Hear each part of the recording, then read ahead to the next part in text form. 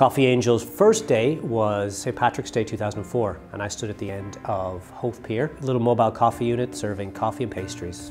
I spent 8 years standing doing events, standing at the end of Howth, Dunleary Pier. When the recession kicked in, signs started popping up all across Dublin for premises that were available to let. Ultimately, I found a premises, struck a deal with the landlord. It was a great opportunity. This was on Pembroke Street. It took a long time for the planning to come through, so I convinced a landlord on South Anne Street to let me open a pop-up for 3 months. And it was busy from November through to December and into January when I was meant to hand back the keys. I asked the landlord if I could stay for another month. He said, okay, and then another month and another month. And about 7 months later, he kind of said, don't you think you should maybe sign a lease? I said, yeah, okay. And by that time, the planning had come through from Pembroke Street. Vetus was on site, and 7 months after opening South Anne Street, Pembroke Street opened.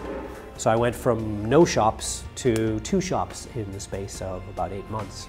Then an opportunity presented itself to take over a shop on South Leinster Street, Nassau Street, facing Trinity. Vetus again was on board for that, and it went great. And then 9 months later, some of our customers from South Anne Street convinced me that one of their clients had a building that I needed to see, and I did. And it's this building. I did need the office space, and I did need the floor above for training, and I love it.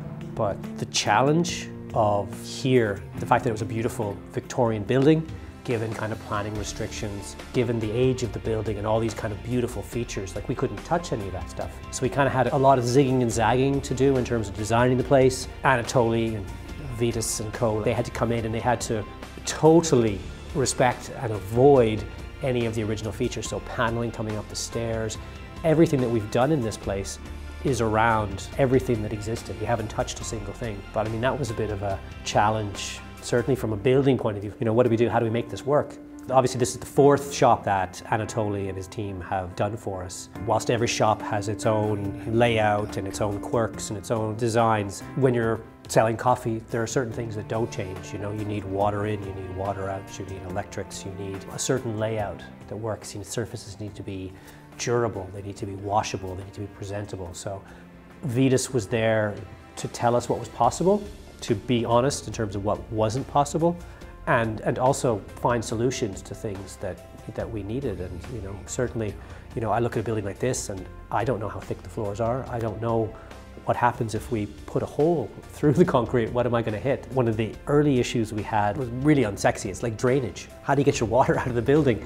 Poor Anatoly and his team had spent a few days ankle deep in rainwater and God knows what, trying to make sure that we could open on time and make sure that it was going to work for us. And was that in the job spec at the start? No.